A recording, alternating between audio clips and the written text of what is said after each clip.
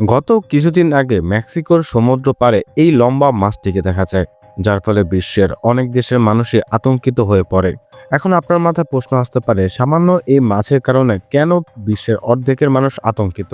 এই মাছ দ্বারা কি এমন জিনিস হয়েছে কিংবা হয়ে থাকে যার কারণে বিজ্ঞানীরাও মাঝে মধ্যে ভয় পেয়ে যায়? যে মাছটার কথা বলছিলাম তার নাম হচ্ছে ওয়ারফিশ, আর এটা প্রায় ৩,৫০০ ফুট গভীরে থাকে। কিন্তু এরা তখনই সারফেসে উঠে আসে কিংবা পানির উপরে উঠে আসে যখন পৃথিবীতে ভয়ঙ্কর ধরনের বিপদ হয়। বিষয়টা আপনার কাছে একটু খটকা লাগলেও আপনাদের কাছে বুঝিয়ে বলছি, তাই ভিডিওটা শেষ পর্যন্ত দেখতে থাকুন। গত ৩ দিন আগে এই মাছটি মেক্সিকান একটি দ্বীপপুঞ্জে পাওয়া যায়, যেখানে একদল লোকেরা এটিকে ভিডিও করে।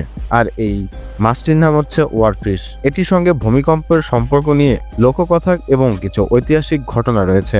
যদিও বৈজ্ঞানিকভাবে এই সম্পর্কে কোনো প্রমাণ নেই, কিন্তু ভয় পাওয়ারও যথেষ্ট কারণ রয়েছে। কারণ ওয়ারফিশ একটি গভীর সমুদ্রের মাছ, যা সাধারণত মানুষের চোখে খুবই কম দেখা যায়, অর্থাৎ ১ কোটি বারের ভিতরে একবার।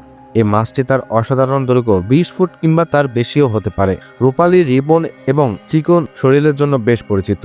আজ পর্যন্ত প্রায় ৩৬ ফুট পর্যন্ত লম্বা ওয়ারফিশ পাওয়া গিয়েছে। জাপান এবং অন্যান্য এশীয় দেশগুলোর মধ্যে একটি প্রচলিত বিশ্বাস রয়েছে, ওয়ারফিশ সমুদ্র থেকে উপকূলে ভেসে এলে তা ভূমিকম্প কিংবা সুনামির মতো প্রাকৃতিক দুর্যোগের পূর্বাভাস দেয়।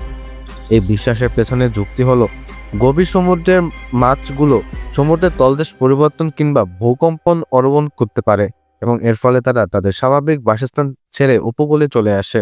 কি আপনাদের বিশ্বাস হচ্ছে না? তাহলে শুনুন। ২০১১ সালের জাপানের ঘটনা।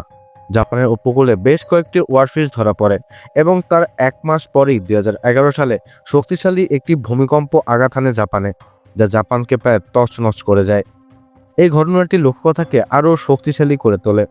এছাড়া ২০১৭ সালে ফিলিপাইনে আরও একটি এরকম ঘটনা ঘটে। ফিলিপাইনে একটি ওয়ারফিশ ধরা পড়ে। এর মাত্র কয়েক মাস পর ওই শহরটি ভূমিকম্পে একদম শেষ হয়ে যায়।